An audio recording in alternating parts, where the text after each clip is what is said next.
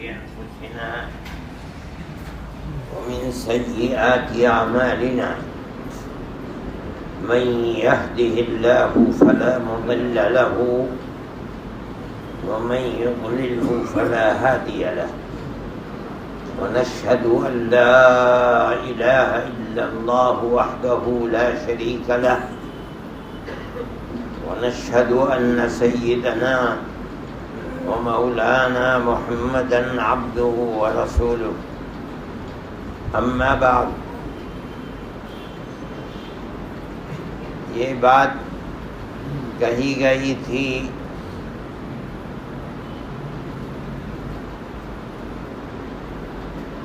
کہ حلال کھانا اللہ کی قربت حاصل کرنے کے لیے سب سے بڑی چیز ہے. حرام پیٹ میں جانا یہ سبب ہے اس چیز کا کہ اللہ کا ذکر، اللہ کی محبت، اللہ کے یہاں قبولیت، اللہ کی رحمت کی توجہ حرام کھانے والا خدا کی ہر رحمت سے دور ہے.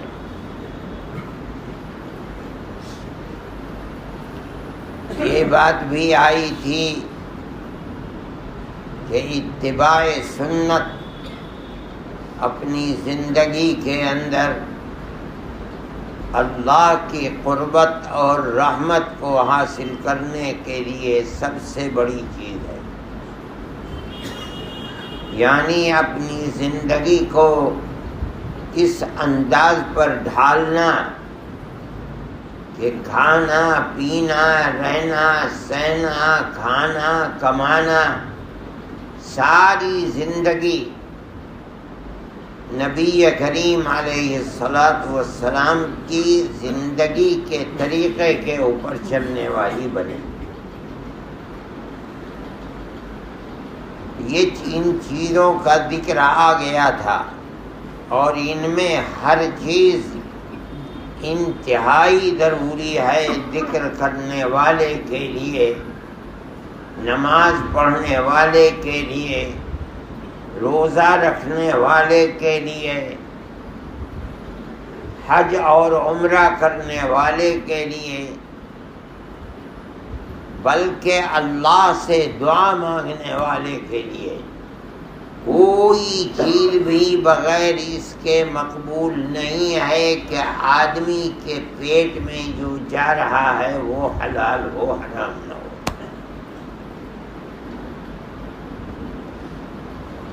ایک اور چیز ہے وہ بھی بہت ضروری ہے جس کو کہا جاتا ہے کہ گناہوں سے بچو،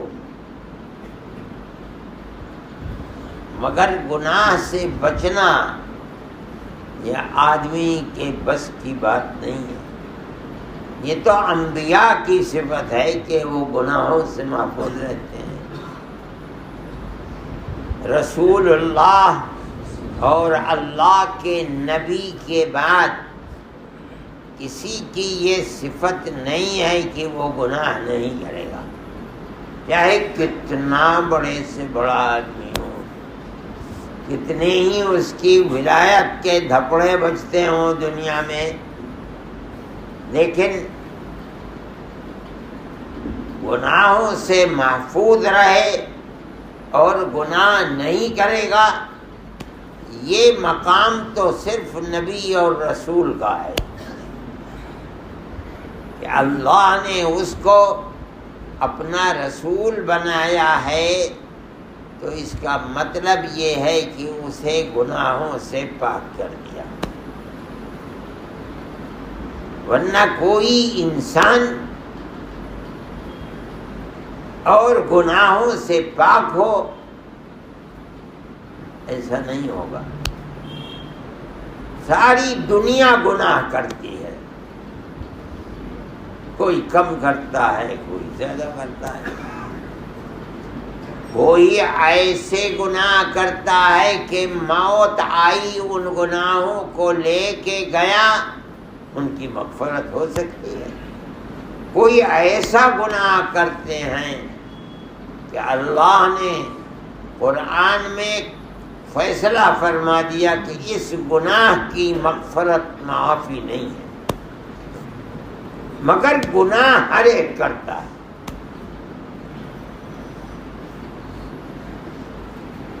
جب گناہ کرتا ہے ہر آدمی تو گناہوں سے کیسے بچے، یہ بھی ایک مسئلہ ہے۔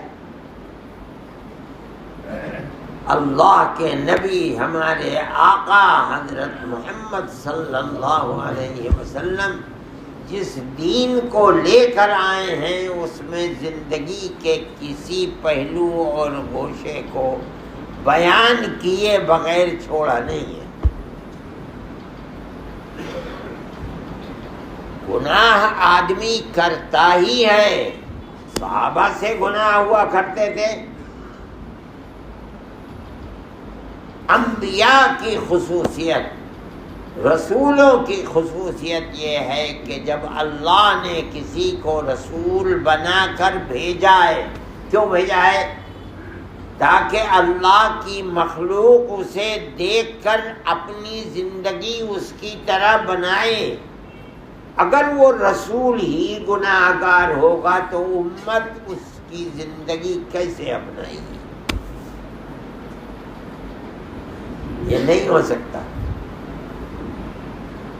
رسول اللہ کی زندگی بالکل پاک اور صاف ہونی چاہیے، تبھی تو دنیا اسے اپنائے گی۔ اور اگر اس کو ہر قدم پر ٹھوکر لگتی ہے اور وہ خود گناہ کرتا ہے، اس کی زندگی صاف نہیں ہے، تو اس رسول کو رسول بنا کر امت کیسے اس کی زندگی کو اپنی زندگی میں اتارے گی؟ دیکھو ایک قصہ، حضرت یوسف علی نبینا وعلیہ الصلاۃ والتسلیم اللہ کے نبی بنا دیے گئے۔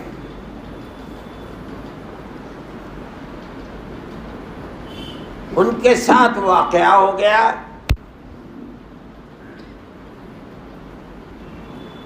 زلیخا جو حاکم کی بیوی تھی، ان کے حسن و جمال کو دیکھ کر وہ اپنے قابو میں نہیں رہی، بات گزر گئی۔ اللہ نے ان کے دل کے اندر اپنی محبت، اپنا خوف، جو نبی کی خصوصیت ہے گناہ نہ کرنا، صاف اپنے آپ کو اس سے بچا لیا۔ بھاگے، پیچھے سے اس نے پکڑا، کپڑا پھٹ گیا پیچھے سے۔ ایک بچے نے جو گود میں تھا، جب مسئلہ پیش ہوا تو اس نے کہا، جو بولتا نہیں تھا، اس نے کہا کہ یہ دیکھو کہ اگر یوسف کا دامن آگے سے پھٹا ہے تو یوسف جھوٹ بول رہے ہیں، یہ عورت سچی ہے، اور اگر یوسف کا دامن پیچھے سے پھٹا ہے تو یوسف سچ بول رہے ہیں، عورت جھوٹی ہے۔ مفسرین کہتے ہیں وہ بچہ بولتا ہی نہیں تھا، اسی عمر میں بولا، اور دیکھا گیا تو یہی ہوا کہ ان کا پیچھے کا دامن پھٹا، وہ بھاگ رہے تھے، اس نے پکڑا پیچھے سے۔ بات ثابت ہو گئی، لیکن چرچا ہو گیا، اور چرچا ظاہر ہے کہ جو عورتوں میں چلے گی بات، تو یہ تو خریدے ہوئے غلام تھے، ان کی بات چلے گی یا بادشاہ کی بیوی رانی کی بات چلے گی؟ اس نے عورتوں کی دعوت کی،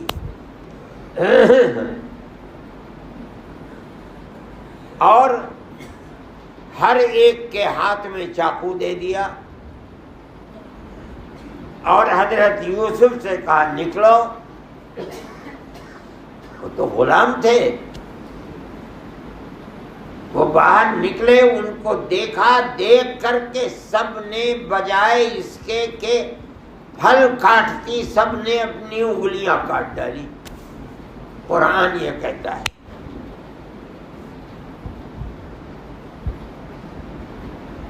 اب اس نے کہا کہ مجھ کو جو تم الزام لگاتی تھی وہ الزام نہیں ہے، تم اپنے اوپر قابو نہیں رکھ سکی، کہہ رہے ہو کہ یہ آدمی نہیں ہے تو فرشتہ ہے. مجھے کس لیے کہتی ہو؟ یا تو یہ میری بات مانے گا اور نہیں مانے گا تو میں اس کو جیل میں ڈال دوں گی. انہوں نے دعا کی، اے اللہ یہ جس گناہ کی طرف مجھے بلا رہی ہے میرے لیے جیل اس کے مقابلے میں آسان ہے. جیل میں ڈال دیے گئے. اب نبی ہے، نبی تو بھیجا گیا ہے تاکہ دنیا اس کی زندگی کو دیکھ کر اس کی زندگی کو اپنے اندر اتارے. ان کے اوپر الزام اور ہیں نبی.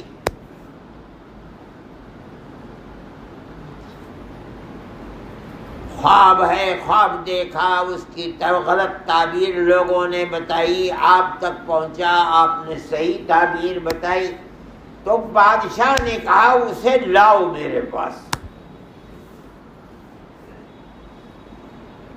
یہ آدمی کون ہے جو خواب کی تعبیر ایسی بتا رہا ہے کہ پورے مصر کے رہنے والے اس خواب کی تعبیر پر چلیں گے تو زندہ رہیں گے، نہیں تو سب مر جائیں گے.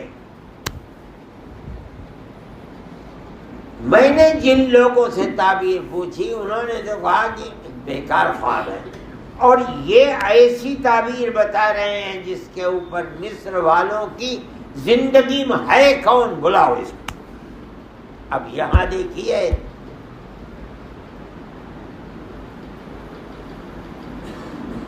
قرآن کہتا ہے چنانچہ بھیجا گیا. حضرت یوسف باہر نہیں نکلے جیل سے. فرمایا پہلے میری زندگی کو پاک کرو، عورتوں کو بلا کر پوچھو آیا میری زندگی، میرا خیال، میرا دامن پاک ہے یا نہیں ہے. اگر وہ پاک بتاتی ہیں تو میں نکلوں گا، میری نبوت سے لوگ فائدہ. اگر میرا دامن پاک نہیں ہے، میں کسی کو اللہ کی طرف بلائیں گے تو کیا کہیں گے، ذرا اپنے آپ کو تو دیکھ کیا کر کے آیا ہے.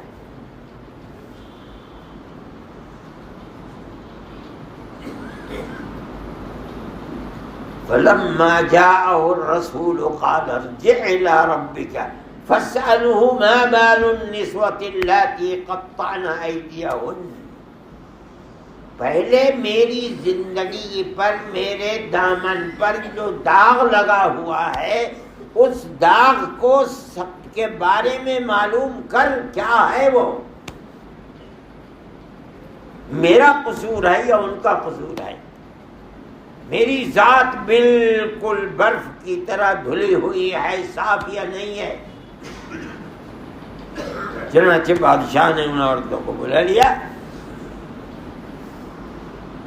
سب عورتوں نے قسم کھا کر کہا حاش للہ ما علمنا علیہ من، ہمیں تو ان کی ذات میں تل بھر بھی کوئی دھبا ملا نہیں، وہ تو بالکل صاف اور ستھرا. جب سب کی طرف سے یہ بات آ گئی کہ نبی بالکل سچا ہے، سارا جھوٹ، جس کی وجہ سے نبی کو جیل میں ڈال دیا گیا اور جیل میں زندگی گزاری انہوں نے، جتنے دن بھی گزری، یہ سب الزام ہے، حقیقت کچھ نہیں ہے. اور بالکل پاک و صاف زندگی ہو گئے، اب جیل سے نکل کر آئے اور پیغام نبوت خلق خدا کے سامنے پیش کیا۔ یہ ہو نہیں سکتا کہ نبی کا دامن داغدار ہو، گناہ کرتا ہو، اور نبی بنا کر اللہ اسے بھیج دے اور خلق خدا کے سامنے خدا کا پیغام دے۔ نہیں چلے گی بات۔ گناہ بڑی چیز ہے کوئی سی، لیکن کوئی آدمی گناہ سے پاک نہیں ہے۔ اگر پاک ہے تو رسول اللہ پاک ہے یا نبی پاک ہے۔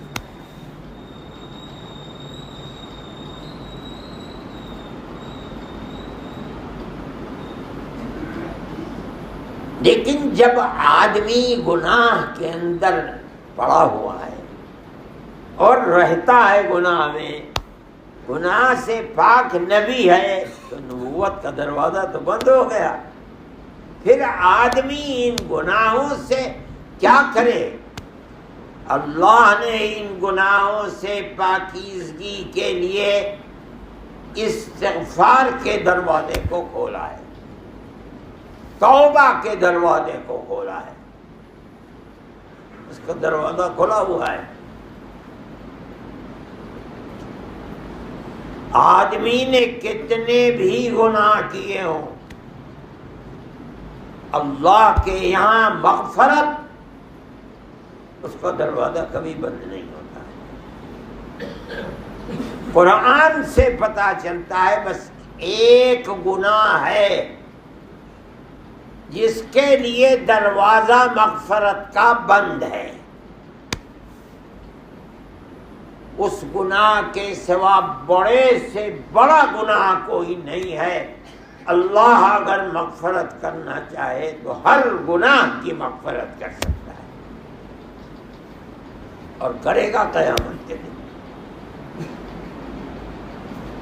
ایک حدیث میں اللہ نے فرمایا ہے، یا ابن آدم لو اتیتنی بقراب الارض خطایا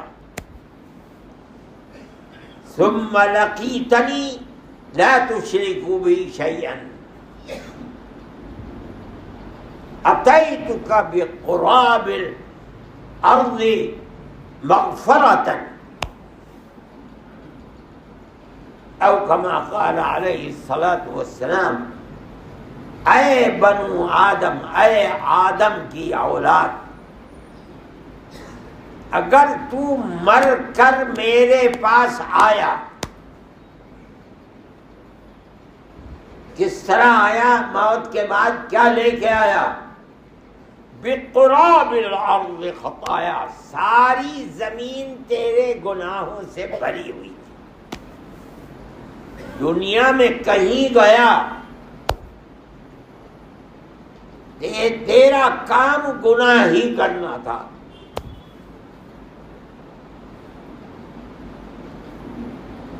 میرے پاس آیا تو تیرا سارا نامہ اعمال گناہوں سے ناپاک تھا، سیاہ تھا، لیکن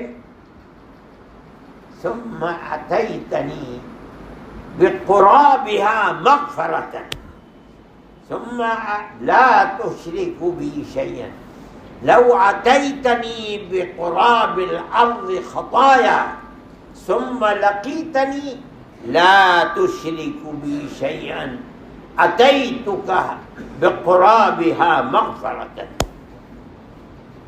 لیکن جب تو میرے پاس آیا تو گناہوں کے تو انبار تھے، لیکن تیرے دل میں ایمان تھا، شرک نہیں تھا۔ یہ شرط ہے کہ تو میرا کسی کو شریک نہیں بناتا تھا، یہ سب سے بڑا گناہ ہے۔ تو زمین بھر کر میرے پاس گناہ لے کر آ رہا، میں زمین بھر کر تیرے پاس مغفرت لے کر کے آؤں گا، معافی لے کر کے آؤں گا۔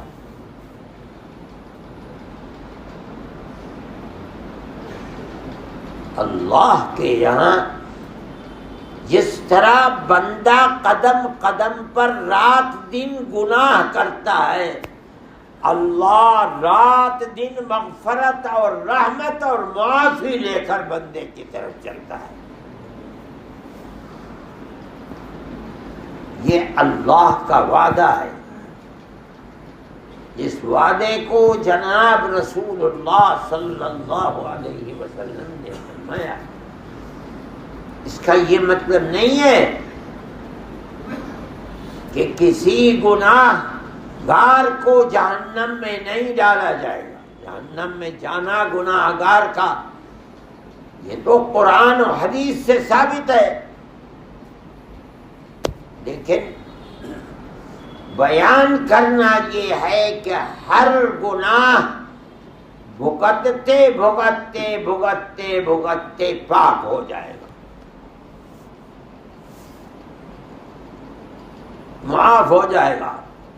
لیکن ایک گناہ ایسا ہے جس کو بھگتتے بھگتتے ساری زندگی کیا عمر بھر ہمیشہ گزر جائے گا، اس کی معافی نہیں ہے، وہ ہے اللہ کا کسی کو شریک بنانا۔ ورنہ بڑے بڑے گناہ گار جہنم میں جلتے جلتے، اللہ کا نبی فرماتا ہے سارا جسم کوئلہ ہو جائے گا، صرف ان کے چہرے جن کے دل میں ایمان ہے اللہ ان کے چہروں کو محفوظ فرمائیں گے ایمان کی وجہ سے۔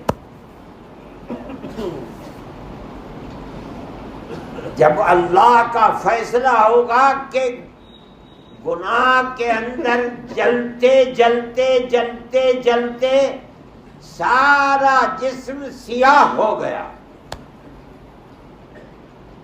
ساری سزا بھگت لی، العیاذ باللہ، اب ان کو نکالا جائے گا۔ اب اللہ کا ارادہ مغفرت کا ارادہ ہے، اور لا کر جنت کی دیوار کے نیچے ڈالا جائے گا، اور جنت کے لوگ اوپر چڑھ کر کے جنت کا پانی ان کے اوپر ڈالیں گے، جس سے ان کے جسم جو سیاہ ہو گئے تھے وہ چاندی کی طرح چمکنے لگیں گے۔ اب ان کو جنت میں لے جایا جائے گا، سزا بھگت نہیں۔ مگر انبیاء علیہم الصلوات و تسلیم بالکل پاک، لیکن ان کے پاس کوئی گناہ ہے ہی نہیں۔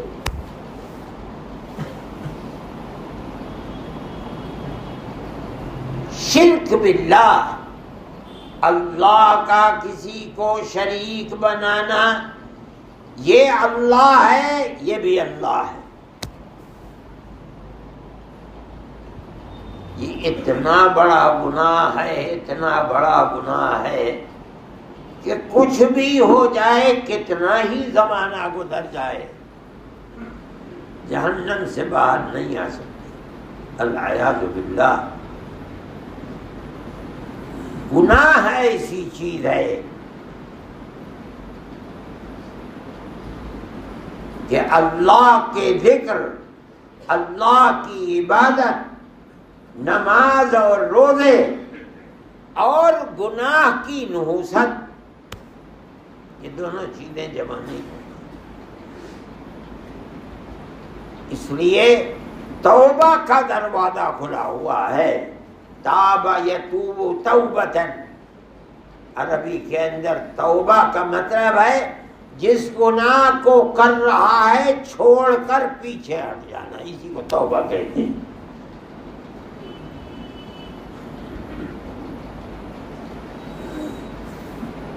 توبہ کرنا، اے اللہ معاف کر دے، اب نہیں کروں گا، اللہ کے یہاں دروازہ کھلا ہوا ہے۔ اگر سچے دل سے آدمی گناہ کو گناہ سمجھ کر کہ اللہ اس سے ناراض ہے، میں اس کی ناراضگی کو برداشت نہیں کر پاؤں گا، اس کی ناراضگی سے ڈر کر اسے راضی کرنے کے لیے، اے اللہ معاف فرما دے، اب میں یہ کام نہیں کروں گا جس سے تو ناراض ہوتا ہے. یہی توبہ ہے. اسی کو فرماتا ہے اللہ کہ یہ کر، میرے یہاں رحمت کا دروازہ کھلا ہوا ہے. اس لیے توبہ کرنا، بڑے بڑے صوفیاء اپنے مریدوں کو ہدایت کیا کرتے تھے کہ روزانہ استغفار اور توبہ کرو. کیا مطلب؟ گناہوں کو چھوڑو اور اللہ سے وعدہ کرو، اے اللہ اب نہیں کروں گا، میں تجھ سے توبہ کرتا ہوں، یعنی وعدہ کرتا ہوں کہ اب چھوڑ دیا، اب نہیں کروں گا.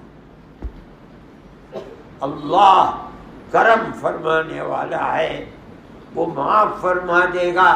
کل قیامت کے دن اس کے اوپر داروگیر دھر پکڑ نہیں ہوگی.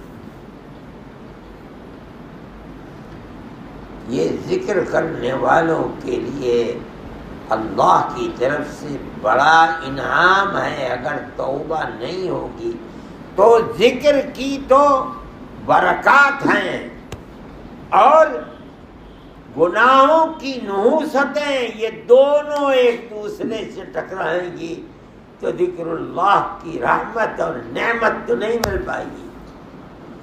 ہاں اگر گناہوں سے توبہ ہے اور اس کے ساتھ ساتھ اللہ کا ذکر ہے تو اب اللہ کی رحمت کا ٹکراؤ گناہوں سے نہیں ہوگا. یہی وہ چیز ہے جس کی بنیاد پر کہا جاتا ہے کہ مومن کو اگر اللہ کی رحمت کی طلب ہے اور وہ چاہتا ہے کہ اس کی نماز، اس کا روزہ، اس کی دعا، اس کا حج، اس کا عمرہ مقبول ہو تو اس کی قبولیت کے لیے گناہوں سے دوری اور توبہ جو ہوئے اللہ معاف فرما دے. اب نہیں تو اللہ کی رحمت کو اتنی وسعت ہے، اتنی بڑی ہے کہ مومن کے گناہوں کے پہاڑ بھی اس کے مقابلے کے اندر کوئی حیثیت نہیں. اور اللہ غفار الذنوب ہے. توبہ کرنے اور معافی کی طرف مومن بڑھے تو اللہ اس کی رحمت کی طرف بڑھتا ہے. اس لیے کہ اللہ کی رحمت بہت وسیع سمندر ہے، مومن کے گناہ اتنے وسیع نہیں. نبی کریم علیہ الصلوۃ والسلام نے فرمایا کہ رحمت بہت بڑی چیز اللہ کی. اللہ نے اس کے 100 ٹکڑے کیے، 99 ٹکڑے اپنے پاس رکھے، ایک ٹکڑا دنیا میں رحمت کا اتارا ہے.